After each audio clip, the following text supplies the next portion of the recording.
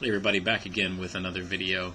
I was talking with Spudboy yesterday, and as you know, I'm sure that some of you have seen the video when Spudboy went nuclear over the records, which I would do the same thing. So we were kind of talking because I had sort of a bad experience with the same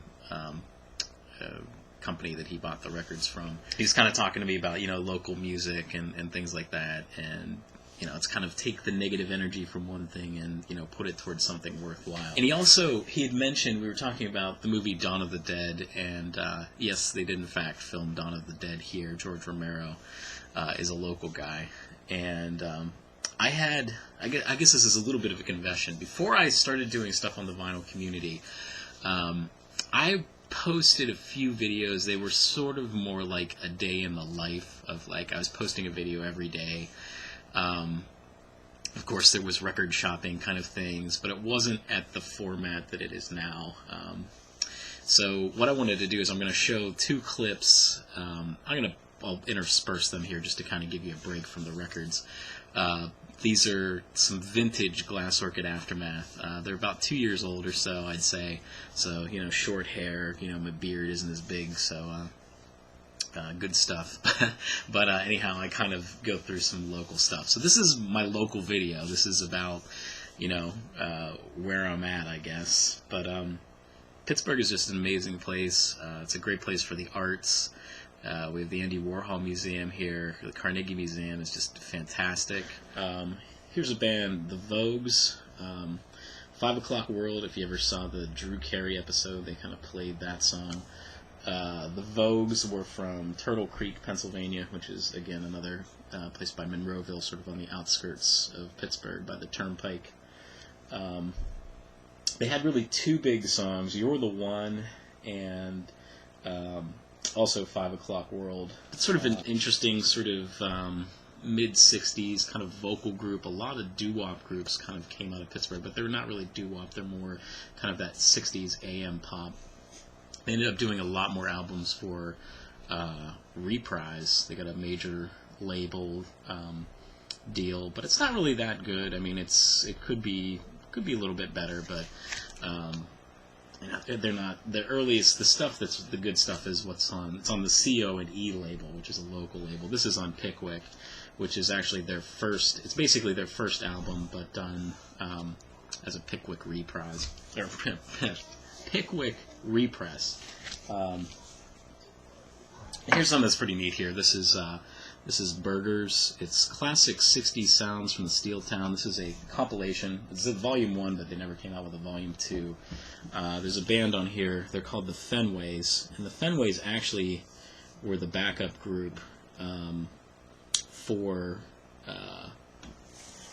the Vogues. So the Vogues were a vocal group. They didn't play their own instruments or anything. The Fenways morphed into a band I'm about to show. But there's some great bands on here. The fantastic DJs. They had changed into the Swamp Rats, which they're on the St. Clair record, which there's Upper St. Clair is an area in Pittsburgh. But the fantastic DJs / Swamp Rats. So pretty cool. They were from McKeesport. But this is a compilation. Love it. I just listen to the crap out of this. And this sort of was definitely a jumping off point to make me listen to psychedelic music. But these are all local guys. The Fenways turned into a band called the Racket Squad. And I just had picked this record up. Finding a clean copy of this is pretty much impossible around here. But just a beautiful, beautiful copy of this. They did a song called Higher Than High, which was, it's sort of one of those, read between the lines, psychedelic numbers. There's also a song on here called The Loser, which I believe was a Tom Jones song. I don't know. I'm assuming the Tom Jones version came out first, but great stuff. I have a lot of their stuff on 45. That was one great thing about this, as I sort of went through and I kind of dug out some of the 45s. One band that was on the Burgers compilation. They're the Napoleonic Wars. They're from Greensburg, Pennsylvania. They sort of did the Paul Revere and the Raiders, kind of dressed up in the Edwardian sort of suits. But I do happen to have a 45 of theirs with The Singer Not the Song, which was a Rolling Stones song, and it's on the label. Let's see if we can let that focus. It's Nick Jagger and Keith Richards. And then the flip is Can't Explain. So I did have this, I don't know if I still have it up or not, but if you go all the way back at the very bottom of my videos, I believe I have, there's a couple, I think it's all local stuff that I have on there now, but down at the very bottom of my channel, I actually recorded these because you really can't find them online. It's a pretty rare record. There's the song for that. Alright, so we're in the Monroeville Mall parking lot here. This is sort of the entrance where they did most of what was the entrance in the movie. It's not really the entrance to the mall, one of the entrances to the mall, up on the hill. So this is sort of like where the helicopter sort of flies down, I believe.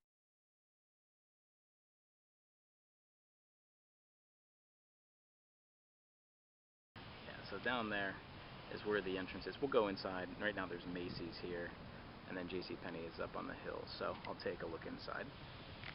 Alright, so real quickly, this is sort of the front entrance to where the Dawn of the Dead was at, so that's sort of the...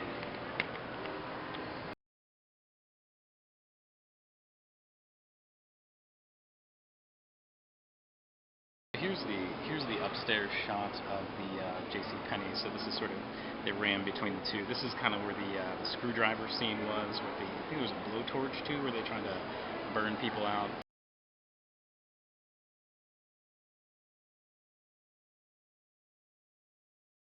There it is right there, and then the bottom level, there's a whole lot of...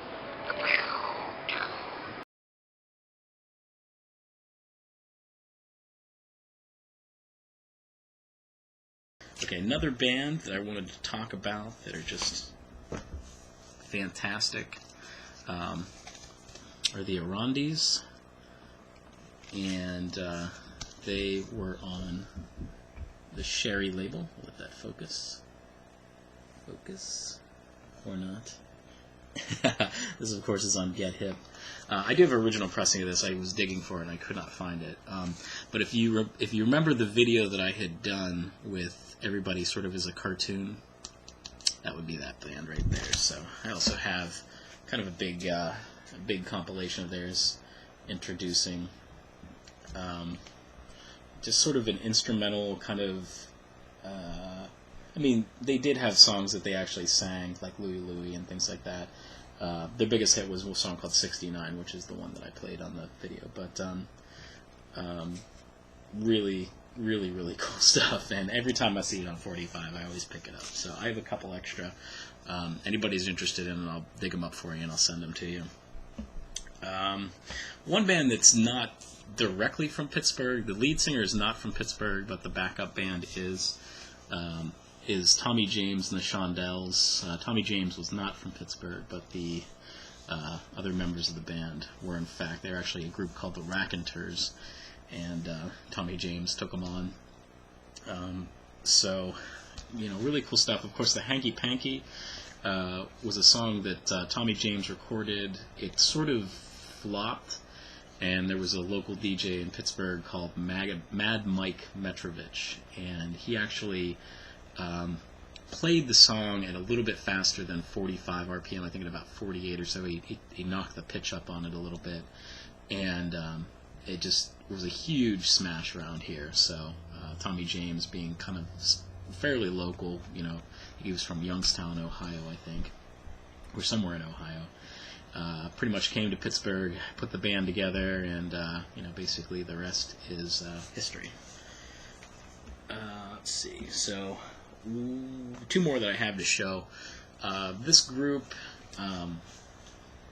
is sort of, they're from an area kind of north of Pittsburgh, but the Jagers, I have the Jagers' first album as well too. I just decided to show this one because this is kind of the big one, and you know, for my buddy Memphis Vinyl out there, Memphis Vinyl Jim, on the Kama Sutra label. You know, they're, you know, definitely Kama Sutra and Buddha are two of my faves. But the Jagers had a song called The Rapper, which I don't know. For me, it's, you know, I've pretty much heard it my entire life. I don't know if it's because the guy's a local guy or not, but it was definitely a pretty big hit. I think around 1970 or so. But this is, we went to different schools together. So here we are at the Evans City Cemetery in Jagers, where Night of the Living Dead was filmed. The beginning part, which I think is kind of the best part. The house is good, but the beginning part is really It sets the scene. It does. It sets the... it's got those lines. It got the lines. They're coming for you, Barbara. They're coming to get you. They're coming to get you. Okay, so over here we have... slowly pan, so it's not all shaky. Here's the... this is in the background. You can see when they sort of park the car...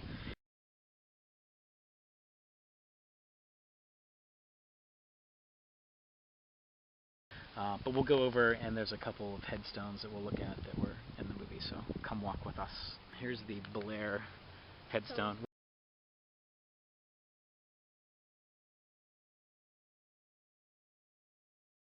Which I believe his hand... No, it's the other side. It's on the other side, yeah. It is on... Yeah, it's on the left side, yeah, right there. And then you sort of walk around...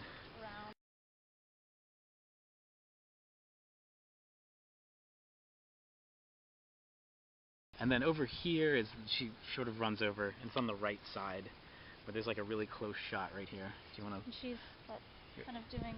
Yeah, sort of like, ah!